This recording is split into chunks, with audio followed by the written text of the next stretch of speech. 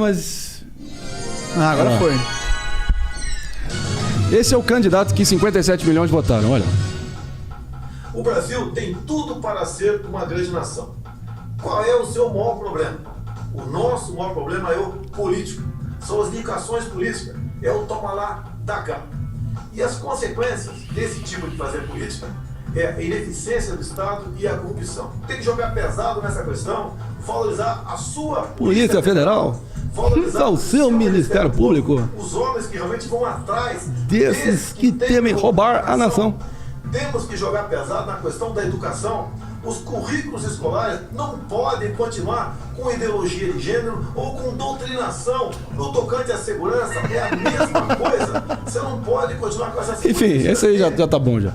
Esse é lá a sua casa, então, isso aí? Sim, minha sala. Bom, esse aí... Bom, Esse é o pausar.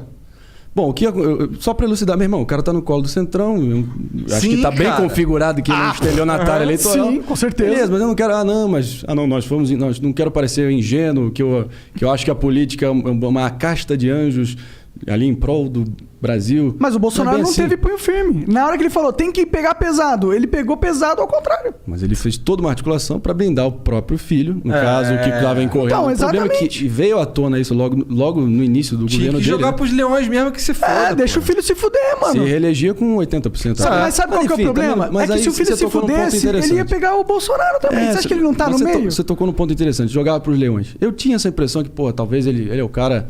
Ele é o bastião da moralidade, ele é o arauto da moralidade. Ele vai, de fato, colocar o Brasil nos trilhos éticos, finalmente. Bom, fato é que esse vídeo aqui foi gravado 6 dias antes do Bebiano falecer. A gente tinha ensaiado e tinha feito um dia de gravação, que a gente estava se mudando da minha casa, que é essa aí, e a gente chegou a convocar um grande diretor chamado Bruno Barreto. Ele fez a gravação e estava ensaiando, talvez, promover isso e vender, enfim, criar literalmente um documentário para poder literalmente contar a verdade que aconteceu dentro da minha casa. E muitas pessoas tentam diminuir, dizendo que ele foi eleito na esteira, enfim, só das redes sociais, mas ninguém sabe o que foi 55 pessoas trabalhando até 4 horas da manhã numa academia, quando você saiu de 7 segundos para 30 minutos, né? Então... E esse cara, meu irmão, esse cara comeu pedra, eu vi ele padecendo, meu irmão. Esse cara me deixou lições humanas perenes, para sempre. Então, qualquer assim, frustração e decepção que eu tenho hoje em dia é 100% em função do que foi feito com ele. Eu vi o calvário que ele teve que enfrentar. E esse momento, ele, por acaso, de todos nós, era eu, ele e meu pai, acho que ele foi o único que gravou um depoimento individual naquele dia. E assim foi feito e acabou que foi muito... ficou para a posteridade, né? Tanto que 6 dias depois ele veio a óbito. Mas nesse momento aqui acho que revela um pouco dessa dúvida que fica. Será que o Bolsonaro de fato é o La Família é primeiritar, que tem que prevalecer a família? Ou ele seria o cara que teria grandeza e cortaria na própria carne? Então acho que esse depoimento é um pouco longo, mas acho que é bem revelador. Eu acho que em primeira mão aqui no Flow eu estou mostrando aqui. Eu quero ver também, estou curioso. Como a gente contou agora há pouco, aqui nessa sala foram feitas as principais filmagens para a campanha, né? Isso foi feito, na verdade, na pré-campanha, foi feito um diamante gigantesco aqui, uma equipe gigantesca do Franklin. Quem fez a direção foi o Roberto Medina e o presidente, então, candidato, capitão, se sentava nessa cadeira aqui. E aqui foi feito um material grosso que depois foi usado na campanha, nessa sala aqui. Eu queria mostrar para vocês uma saleta de televisão que tem ali, aqui na casa do Paulo, onde nós tivemos conversas assim muito interessantes, as conversas mais profundas, volta e meia. Tínhamos um papo mais reservado por conta dos acontecimentos, ia se desenrolando, né, durante a campanha. Então toda vez que a gente precisava bater um papo privado era aqui. Eu entrava aqui com o Jair, fechava essa porta aqui, trancava e nós ficávamos à vontade aqui, né? E nós tivemos, eu me lembro de uma conversa que nós tivemos aqui, pouco antes da conclusão do segundo turno, Foi marcado um encontro nosso aqui de manhã e eu me atrasei, eu cheguei um pouco tarde e o Jair já estava aqui. E aí eu desci, encontrei o Paulo falou, olha, ele quer falar com você reservadamente, está lá na sala de televisão. Eu vim para cá, o ar-condicionado estava ligado, televisão ligada aqui, ele assistindo alguma coisa, um videotape de futebol. Essa porta eu fechei, tranquei, eu me lembro que ele estava sentado aqui, eu puxei essa banqueta e eu me sentei aqui, de frente para ele sentado ali. Eu também queria conversar, eu já vinha pensando em ter uma conversa com ele. Eu me sentei aqui nesse puff e assim, muito próximos, né? Ele sentado aqui nessa poltrona, eu me lembro que eu me debrucei aqui e a conversa começou e ele virou para mim e falou assim, Gustavo, você está isso aqui para se tornar o próximo ministro da Justiça. Só que você precisa alongar o seu pavio, você tem um pavio muito curto. E no mundo político você tem que ter muita tolerância, você não pode pisar no calo de um deputado federal, de um senador, porque um movimento errado desse pode abrir uma crise com um final imprevisível para o governo. Né? Então, eu confio em você, me fez muitos elogios e disse que eu estava assim para ser o próximo ministro da Justiça. E já havia um zum nesse sentido, eu nunca tinha pedido nada para ele. Na verdade, essa ideia nasceu, eu não sei se foi da cabeça do deputado Julian Lemos, quem foi. Havia um zum, mas nunca tínhamos tido uma conversa assim de forma direta. E nesse dia eu falei para ele que eu não sabia se eu estava preparado para a função, não sabia se era isso que eu queria, não sabia se seria essa a melhor contribuição que eu poderia dar para o meu país e para o governo dele. Botei as mãos assim, uma mão em cada joelho dele aqui e disse assim, capitão, só tem uma coisa que eu lhe peço, eu não faço questão de nada, eu nunca lhe pedi nada, mas tem uma coisa que eu quero lhe pedir, lhe dizer, a única coisa que eu não estou preparado é para ser deixado pelo caminho. Eu gosto de servir, mas eu não estou disposto a ser usado. E em alguns momentos fica uma pulga, uma dúvida, uma pulga atrás da orelha, se eu estou sendo usado ou não, porque eu estou me doando faz 2 anos. E mencionei alguns episódios que estavam me desagradando naquele momento. E ele deu a palavra de honra dele que isso não aconteceria, que ele, como bom militar, com uma formação, né, o caráter forjado pelas Forças Armadas, que ele jamais deixaria um soldado pelo caminho.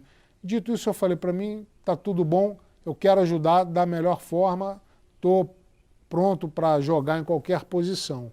Eu só não estou pronto para ser deixado pelo caminho. E essa foi uma das conversas que houve. Eu me lembro de uma outra conversa, dessa vez ele estava sentado ali, no sofá, nessa parte de trás.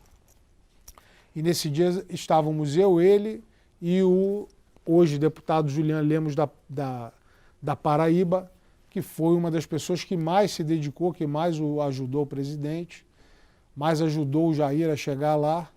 Né? O Julian coordenou a campanha em todo o Nordeste, foi precursor naquela região, que é muito difícil, né? Uma região tradicionalmente do PT. Estávamos nós 3 aqui.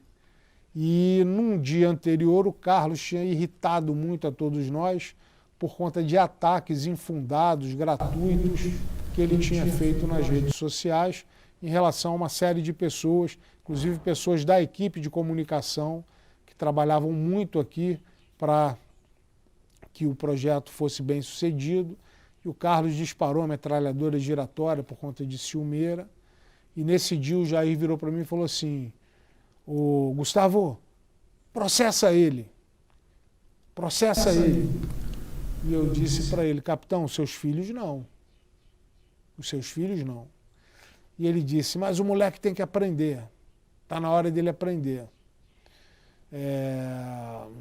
talvez eu tivesse sido um acerto ter seguido a orientação dele, processado o Carlos, talvez se ele tivesse tomado um susto, amadurecesse um pouco, porque ele não tem a mínima ideia do mal que ele faz às pessoas. Mas, enfim, houve várias conversas aqui, toda vez que era preciso, como eu disse, um papo mais privado, tratar de um assunto com maior reserva, nós vínhamos para cá, fechávamos essa porta e conversávamos aqui. Além disso, principalmente depois da facada, aqui era o lugar em que ele dormia, ele descansava depois do almoço. Ele precisava repousar, não dava para manter o ritmo frenético que nós imprimíamos antes do incidente, da facada. Então, invariavelmente, ele chegava aqui no final da manhã, início da tarde, almoçava, depois sentava aqui, nós botávamos futebol para ele assistir, fechávamos as cortinas, ligávamos o ar-condicionado e ele dormia aqui, descansava até estar recuperado para continuar as entrevistas e gravações e tudo mais. E 6 dias depois ele veio a falecer com um ataque cardíaco fulminante em Teresópolis.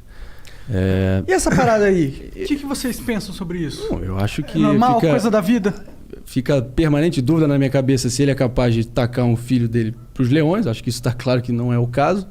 Na mesma medida que ele, no momento reservado com o braço direito dele naquela época, foi capaz de sugerir e até de incentivar um interessante processo. Isso. Eu acho que ele é um puta cara atormentado, entendeu?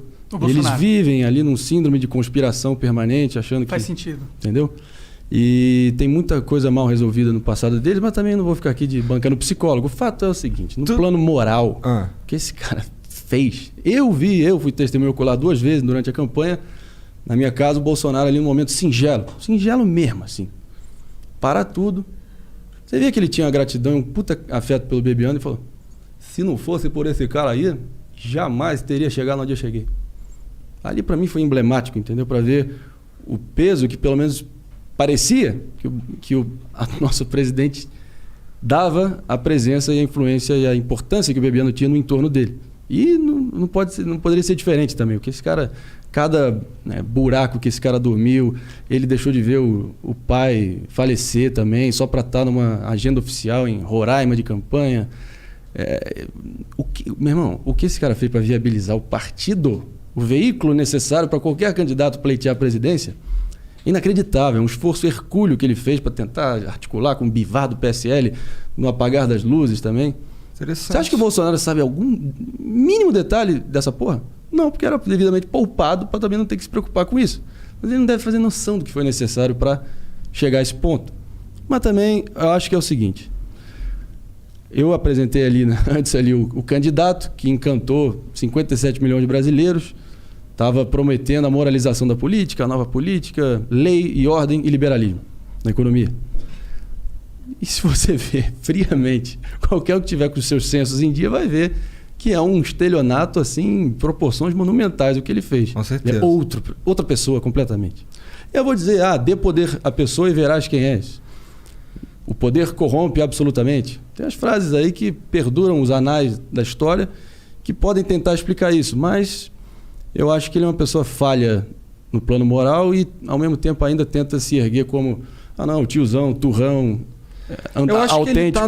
Que ele tá numa de se manter no poder de qualquer maneira. É justo, acho que, enfim, legítimo. Mas o que foi necessário para ele tentar viabilizar essa situação é que, qualquer um que votou nele, foi o seguinte: 57 milhões de credores do Bolsonaro, tá? Óbvio que ele ainda retém uma parcela significativa desse montante, mas, pelo amor de Deus, tem uma parcela bem considerável que talvez só num cenário, de novo, do binarismo, da dicotomia PT-Bolsonaro, que está ensaiado no momento, Mas, enfim... Nossa, se for Bolsonaro e Haddad de novo... Mas o que eu tenho ressaltado aqui é o seguinte: do meu lado, acho que o que deixou a maior frustração foi ver o que esse cara padeceu até ele chegar onde ele chegou. Meu irmão, foi desumano. Tu acha que o Bolsonaro deixou ele pelo caminho? Quê? Acho que tá nítido isso. Ele entregou ele para as hienas. Porque supostamente ele estava achando que ele estava confabulando com algum executivo da Globo para tentar fazer uma articulação ali, propositiva para tentar, remediar ali, ter uma relação institucional que seja com o maior veículo de comunicação do Brasil.